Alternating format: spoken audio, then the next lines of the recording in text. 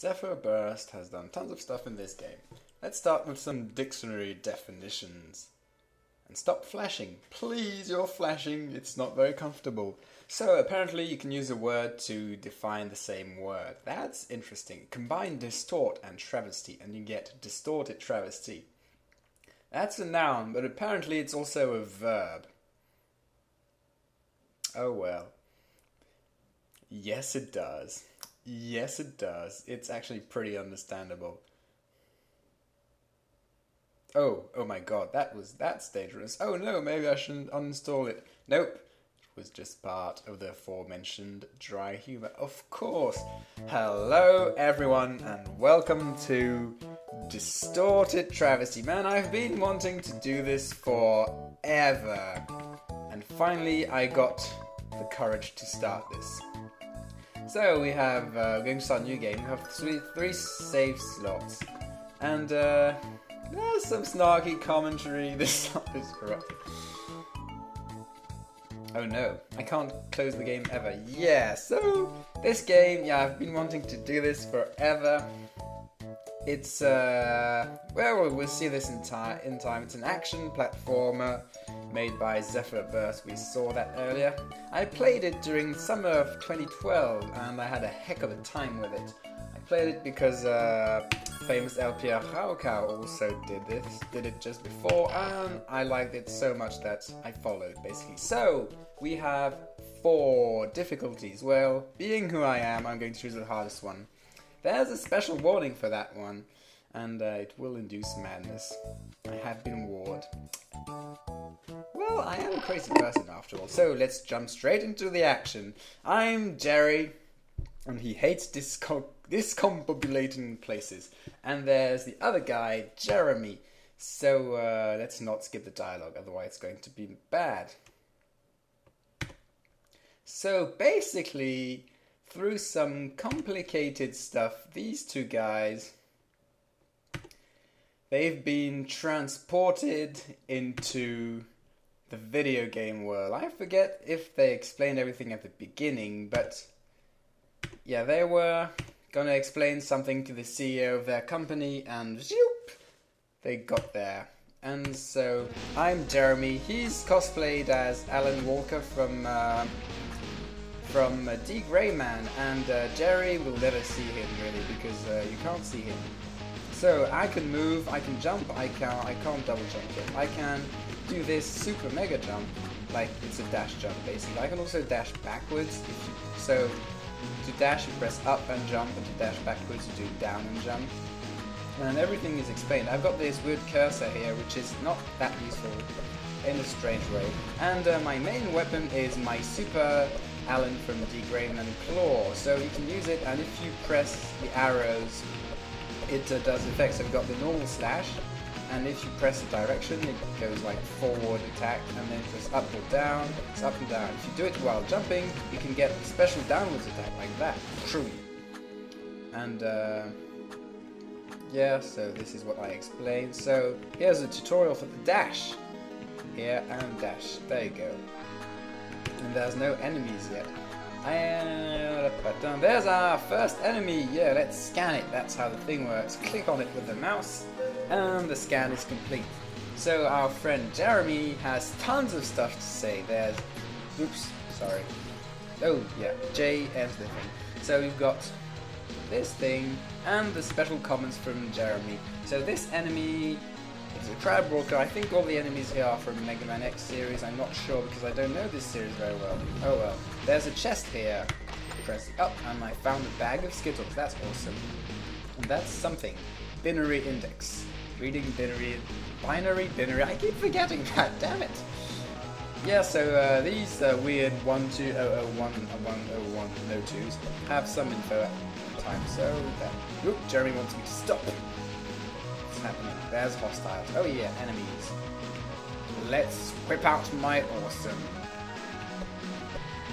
Yeah, I explained that. I explained that before the game explained it. There's the crab. Bam! Bam! Bam! Bam! Bam! Bam! 4 hits, killed it. And here's another one. Let's just attack downwards. 3 hits, kill that one. Why is that? And I got leveled up, by the way. thing in this game is basically you do combos of 3 attacks. So let's scan this guy. I can click on him. Yeah, I did it. So blah blah blah, Sine Faller, he does stuff. And I'm not gonna read these because it takes way too long, seriously. It uses both sine and cosine functions in its base programming. Okay, that's fun. Let's just destroy him. So I was explaining, you do basic combos by chaining attacks against enemies. You every third attack will do some extra damage. And actually, if you're in the airborne when the third attacks hit, no, I'm confused. I didn't say anything. Ignore that. That's a heal point, so use it.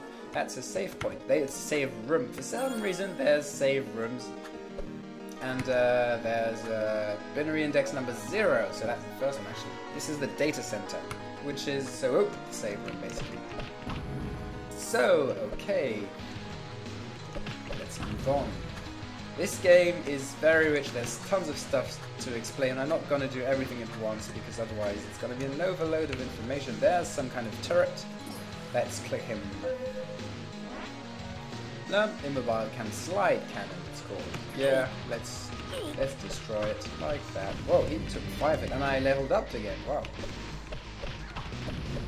I'm leveling up pretty fast. So this thing, it's a switch, and I hit it, and it opened the door to the right. There was a door here earlier. So P is pause. You're gonna see that sometimes. There's tons of stuff in that menu, and oh yes, I love it. Woo! I got something. What's that? It's some kind of crystal. I'm not sure what they do. We'll remember that later. Yes, indeed. Down this tutorial box. There's some money. And I'm on the killing spree. That means, what does that mean? Like, is it something like I killed 3 enemies without getting hit in the middle? Because that might be it. So there's another save room, but I don't really need to save that often. So, woo! There you go. I can cast spells, so it's time to explain about spells. Look at the top right. I've got the red, blue, green and brown gauges. These are the 4 elements, and I can actually switch between them to, first of all, augment my normal attacks. See here I have the red claw, means I have fire attacks, or here I have blue claw, which means I'm using water attacks. And if you look closely, you can see that the blue gauge drops a little bit whenever I attack. So you use energy to attack, and you also get spells. So Fireball for fire, Water Blast for water, Wind Burst for wind, and Rock Smash. This one is pretty useful, I remember. And these things use a lot of energy. Your energy, you also got, if you look just beneath that, you've got neutral energy, which every spell also consumes a bit of. So this is basically there to prevent you from spamming and switching elements all the time. Your energy does regen pretty fast, and it also regens faster if you attack stuff.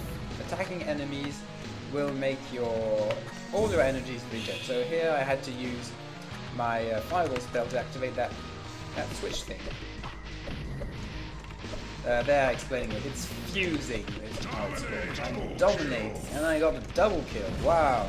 This announcer sure likes to get excited about me killing small creeps. And let's use some strategy here. There.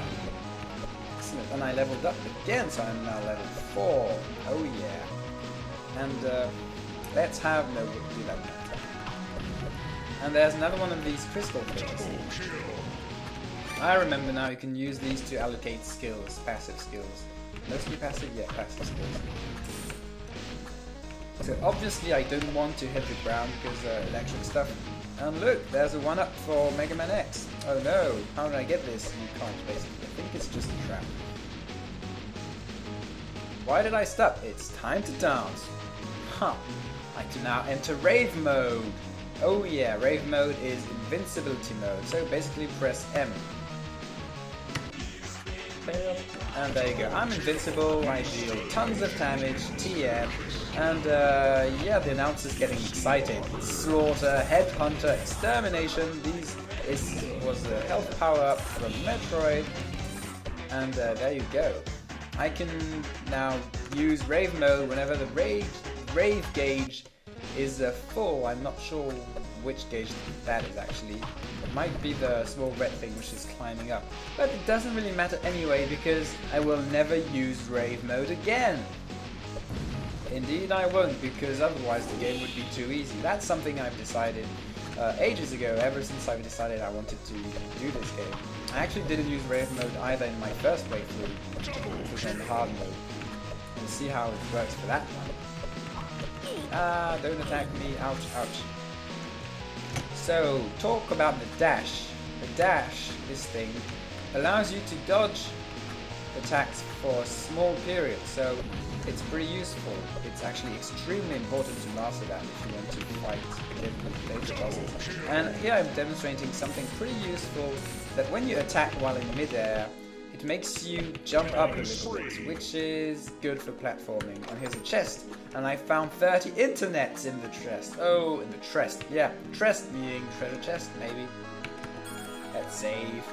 In the save room, your spell energies recharge faster than they do outside of the save room.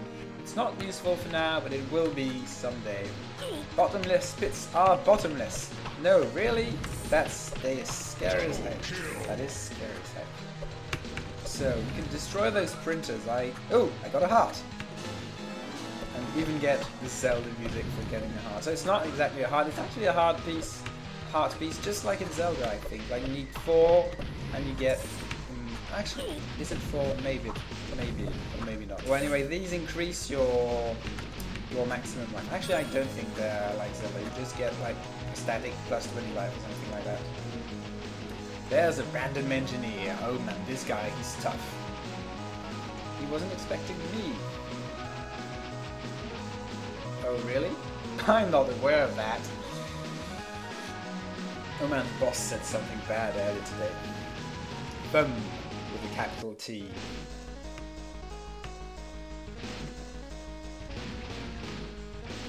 What are they talking about? We don't really know yet. This random out of place robot. Everything's random all of a sudden here. Let's fight against this robot. He looks like Anubis. I'm going to click on him as soon as the fight starts. Oh yeah, I have the power of awesome. Rave mode can't be used during bosses. Which is one of the reasons why I didn't want to use it in my previous runs. Just it seems slightly unfair.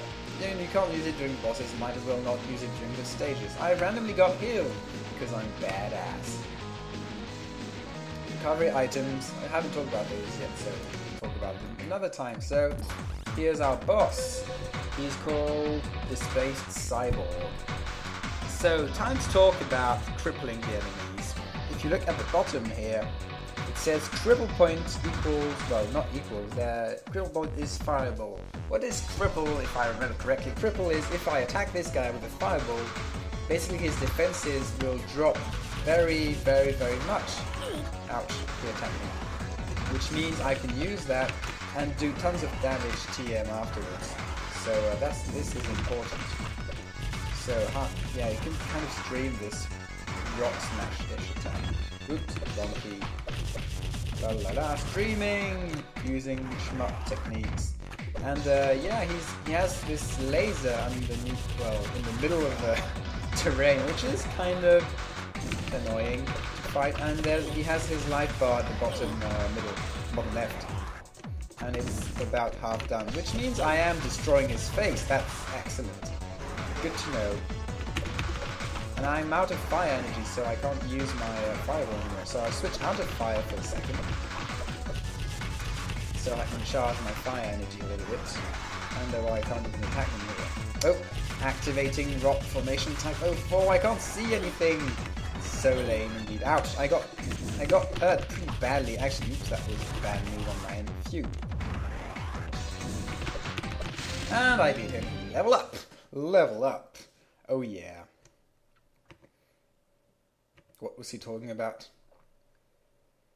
Yeah, someone's supposed to infiltrate. That would be them with a capital T or something. Well, is it time to stop? It might very well be time to stop. Let's have a break. I have no clue for how long I've played, so thanks for watching and see you guys next time. Oh yeah.